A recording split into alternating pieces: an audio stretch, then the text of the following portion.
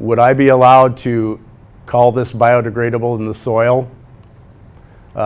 If you can take that material and crumble it up and then mix it in, and you'll never be able to tell it from anything else after that, except that I know that it's there. I don't know. I'll be anxious to hear what you might think. Again, the DDGs, this one last year was at 10%, and the DDGs helped both the PLA and the PHA degrade at a rate greater than its fraction in the material. Even better for the PHA, but also we're seeing it with the PLA. So even if you were to throw this in the landfill after it had been in the soil, you're throwing in 80% of that original, not 100%. So that's, I guess I'm being optimistic. You can tell me what you think of that too, but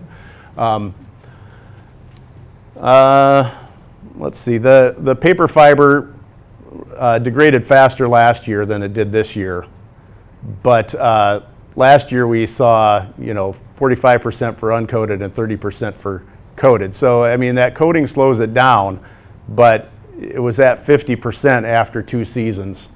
So looking at growing in these containers, the strong improvement in water use efficiency, even if it slows it down that much, I'm willing to use that technology. And I think a lot of other people would too.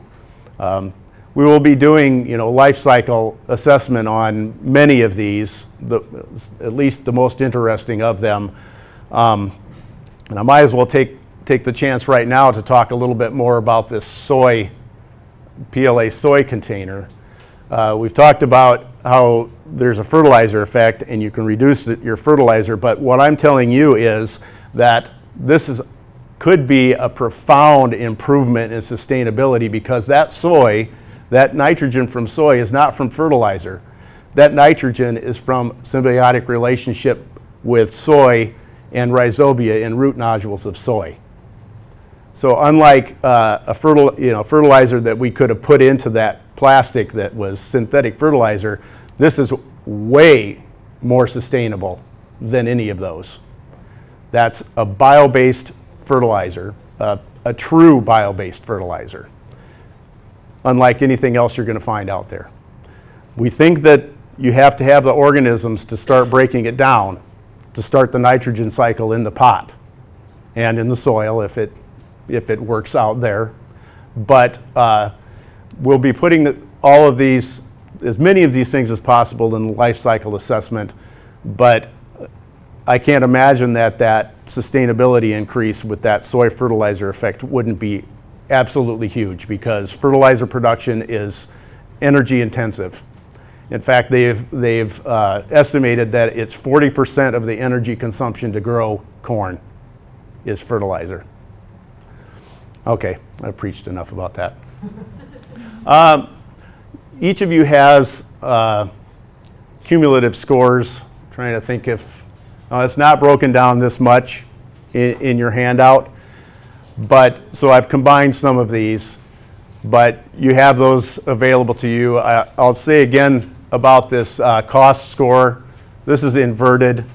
So the one with the highest score is actually the least expensive material, and that's recycled paper to make those fiber pots. And I guess we could look at that really quick for compared to the control. And a lot of these others are right in the ballpark, but I'm gonna save that for the actual estimates of the cost that I've done later. I'm gonna just let you look at these later if you like. They're all of these are on the sheet that you have, so that if you're interested in seeing how one of those materials did in a certain category, you can do that. So the categories here and the scores are all 0 to 100. Some based on ratings and others based on actual measurements that were normalized to that scale. So I'm just going to go right on through these. And stop at the overall scores. I may not even say much about this. We've already talked quite a bit about that fertilizer effect and root improvement. Even though these scores seem a little bit lower, most of that lowering of the score is in the processability of the materials, because these grow plants very well. The two asterisks here are for both of the added functions above petroleum plastic, the fertilizer effect and the root improvement that we see with those materials. So if there's an asterisk here, each of those stands for one of those additional functions. Cost of materials per pound. This is what I use to calculate my estimates. And I talked to a few other people, and I heard some different numbers than these. One specifically, I guess I heard a different number for this one, but I looked that up just a week ago, and that was the price of virgin polypropylene per pound. But even more important will be the next slide, because I actually estimated the cost of the material required to make our prototype containers. Here were the prices of the recycled materials, and as you'll notice, the best quote that I've gotten shows recycled PLA right now cheaper than either of the two petroleum plastic recycled. Now, we had also talked about the economics of, well, you start using this and the price is going to go up, and that may happen, but so this is based on what the prices are right now. So these are the costs of the materials only. I have no way of knowing how much a certain manufacturer would need to charge for processing. So this is really the best thing that we can go by.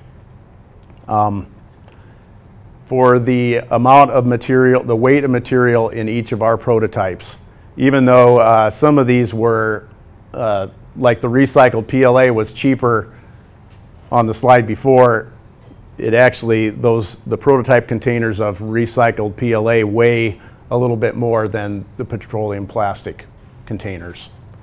So when I said they'd be cost competitive, the two gentlemen up here were saying, pennies or fractions of a penny. Well, I guess that if that's the definition, then it wouldn't be cost competitive. But if you do consider,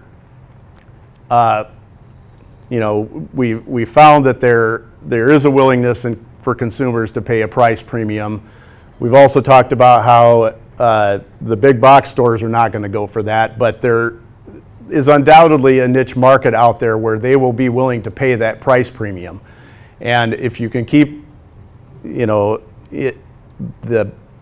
mentality of the big box stores out of it, I guess, this small extra investment, a couple of cents per container, if you can charge $1 more for a plant that's grown in that, then you're not making up for much in the cost of that container. So you're making maybe 98 cents extra profit just because it's in a bioplastic container. Like I said, I'm basing that only on the material cost, but we already know that a section of society is willing to pay that premium, and some of these containers really aren't going to cost that much more for the materials. Looking generally, the PHA is more expensive, and even with the composite materials in there, it's hard to bring them into the same ballpark with the PLA. Each of these composite materials kind of affect this price a little bit differently. Even though we got 50% here, the very low price of DDGs brings that container down even lower. It doesn't have both of the added functions that this one does, but if you're looking at the price only, then these still beat that. Unfortunately, the Aspen research material, they've told us, is a bit more expensive than some of the other containers that are pretty close in function. And the polyamide at this kind of percentage is never going to fly. They're nice and flexible, but 40 cents compared to 13 cents is just not going to happen. The paper fiber containers, like I said, this is recycled paper, and my estimate is that that would cost only about 3 cents per container weight-wise. When you say per container, what size? Of the 4.5 inch that we evaluated along with our injection molded prototypes. And the putting the coating on there didn't drive that cost up a whole lot either. So, you know, that said, you can't buy a paper. We weren't able to find a paper fiber container that's cheaper than an injection molded polypropylene. These are the prices that we paid last year. So for a 4.5 inch container, we paid 14 cents for uncoated, and then the cost of our dip coating brought those up to about that. But keep in mind, this is a finished product, and this is just the price of the materials. So we're not comparing apples to apples there. But it does give you a better idea. You know, this is closer to being feasible at this time, and that's a more real estimate than these here. Looking at recycled materials based off of NatureWorks quote of about 60 cents per pound,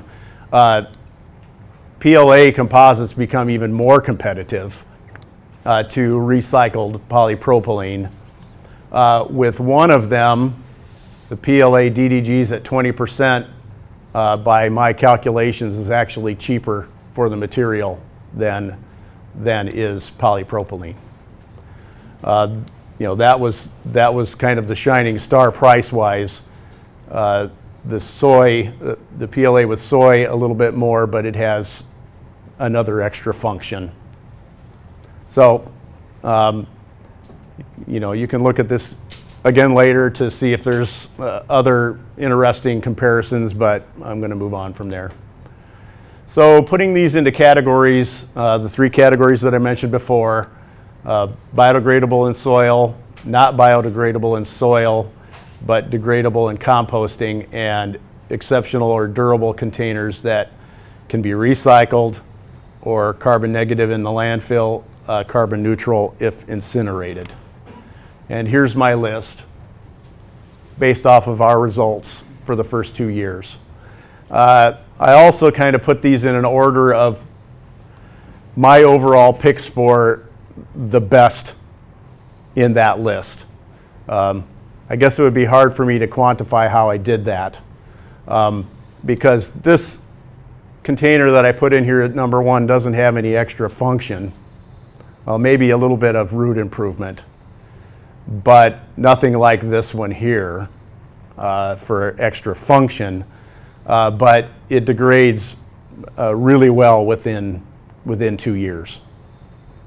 The PLA soy at 50/50 degrades really well the first year and then plateaus. So here's that discussion again. Is some persistent residue okay? Paper fiber, both uncoated and coated with polyurethane. Wood fiber, uncoated and coated with polyurethane. Coir fiber, when we coated it with polyurethane, it really slowed degradation. So I wasn't willing to put that coated coir fiber in there. And then of course peat fiber.